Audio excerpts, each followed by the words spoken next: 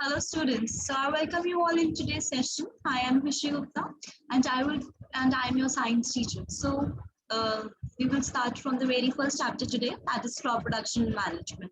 So I request each one of you to carry a copy and a pen with you along with you in order to write down all the important points which I'm going to teach you or explain you in this chapter.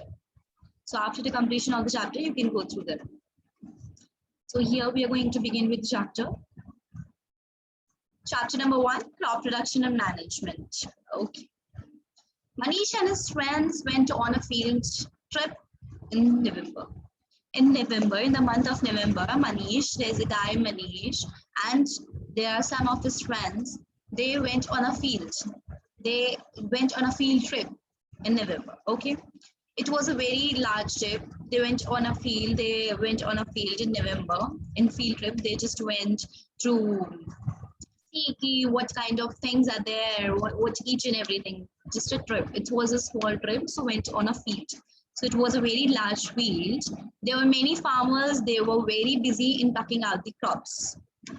Manish saw something strange. What does the Manish saw? Manish saw something very different, very strange, that all the farms in the vicinity had only rice cultivated.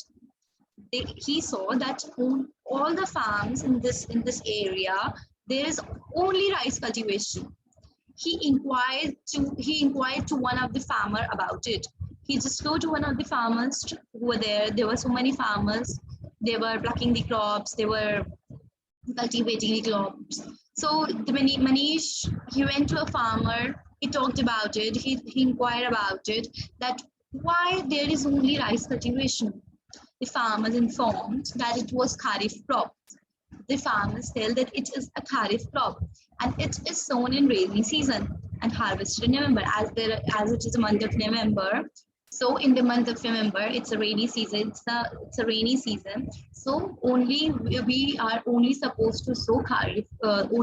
We are supposed. He said that this is a Kharif crop. We are only supposed to sow Kharif crop, as Kharif crop is only sown in rainy season.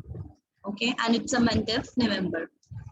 So one of his friend asked, when is wheat cultivated? As it is a rice cultivation, then when is the wheat cultivated?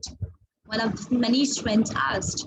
The farmers replied that wheat is a rabi crop and it is sown in winter season and it harvested before monsoon. So the farmer said that wheat is rabi crop. As guys, I just want you to clear this in your mind, that rice is a kharif crop as it is sown in a rainy season in the month of November, and this wheat is a rabi crop as it is sown in winter season and harvested before monsoon. It has to be harvested before monsoon. But how are these crops cultivated? Now the next question comes to the mind, and how are these crops cultivated? The farmers took them to a shelter and asked them to sit comfortably. So farmers tell all the children. He took all the children to the shelter and he asked them to sit quietly and comfortably. Now the farmers started to explain them how are crops cultivated. Now the farmers, the children asked how are the crops cultivated. They have already asked that this is okay. They have already seen that there are only rice cultivation. And someone asked them when is the wheat cultivation. He replied that it has to be harvested before monsoon. It has to be harvested before monsoon in the winter season. So now they ask that how is the crop cultivated.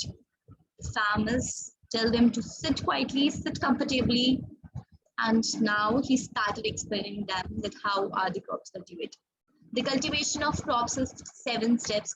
I want each one of you to write down all the steps and the points, write all the steps names, and then start the differentiating by putting bullets or an arrow. So first one is the preparation of the soil. Very first step in cultivating of crops is the preparation of the soil. The soil needs to be turned and loosened. It is called as tilling or plowing. The soil needs to be turned or loosened. There's a soil that needs to be turned. It has to be changed because we can't grow crops in any kind of soil. it has to be loosened. The soil needs to be loosened. So we use the bulls, or we use the bulls and all to uh, to plucking the for the process of, for the plucking, for the cultivation of crops, for the betterment of the soil. So this process is called tilling or plowing. As you can see, these two are you can see this, you can see this tool. This is used for the plowing of the crops. This helps the soil to get loosened. The loose soil allows the roots to breathe easily. As the soil will loose, so it will allow the roots. Roots are there. Obviously, roots will be there. That then only you can cultivate. So it allows the loosening of the soil allows the roots to breathe easily. So do you know who is best? Who is farmer's best friend? Earthworm is farmer's best friend. Earthworm helps to further turn and loosen the soil and add humus to it. As you know, that after the plowing of the crop, after this process, tilling or plowing process, there are earthworms in the soil. They automatically comes because they have their home inside the soil.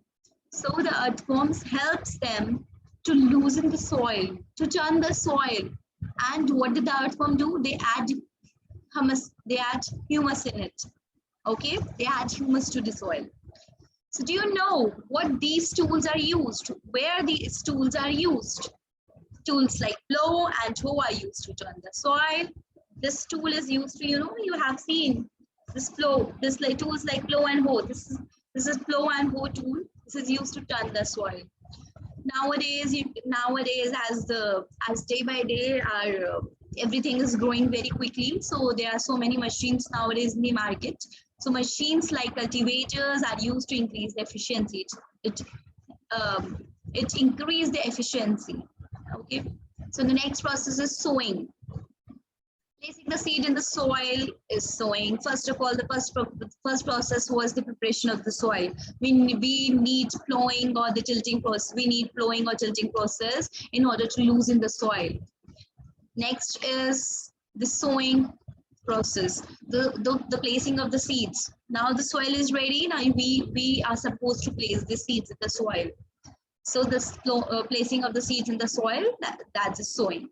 Now, the farmers make sure that only healthy seeds are used. The farmers always make sure that only healthy seeds are used, because if we use seeds like unhealthy seeds, or we use we just sow these seeds, so that doesn't make any sense. The farmers always make sure that they should be healthy seeds in order to get that good and healthy food. Next is traditionally animals were used for. Usually there were no machines before there were no machines, and the people also won't there are many farmers nowadays too, they won't afford machines, they can't afford machines and all, they can't afford all these things. So the traditionally animals only are used for sowing the seeds. We sow the seeds, and now we used to walk the farmers over there so that the seeds go down and they goes into the soil. Modern method of sowing, now you can see the modern method is we use machines. The seeds are sown at equal distancing to avoid overcrowding. The seeds are always sown in equal distancings in order to avoid overcrowding. Like if we will sow like one seed, two seed, there should be equal distance. If there not be equal distance, then they will overlap each other. The third step is adding manure and fertilizers. Manure and fertilizers provides nutrients for the healthy growth of plants. Okay, so first of all, we prepare a soil with the method of plowing or tilling. Second, we sow seeds. Okay, the seeds are sown. Now we need manures or the fertilizers in order to provide nutrients to the plants so that they grow and they should have a healthy growth. So manures and fertilizers are very important for that. So what is the difference between manure and fertilizers? This is a very important question. I want each and every one of you to put a star in it. Okay, so manure is an organic substance obtained from the decomposition of plants or animal waste. The plants or animals, their waste, the manure is an organic substance. It's an organic substance. It is not a chemical substance. It is obtained from where? Which is obtained from the plant or animal waste. Whatever the waste we get from the plants and animals, so that is manure. After decomposing them into the soil, we get the fertilizers. As manure is an organic substance, fertilizers are the chemical substance. They are very rich in a particular nutrient. Okay, this is a chemical substance, this is organic substance. This we get from the nature, and this we use to prepare. This is also a particular nutrient. Okay, so I hope that this part of the chapter is clear to each one of you. I will explain you 3 steps. I want each one of you to go through these steps, as this is very important process, how the crop is cultivated.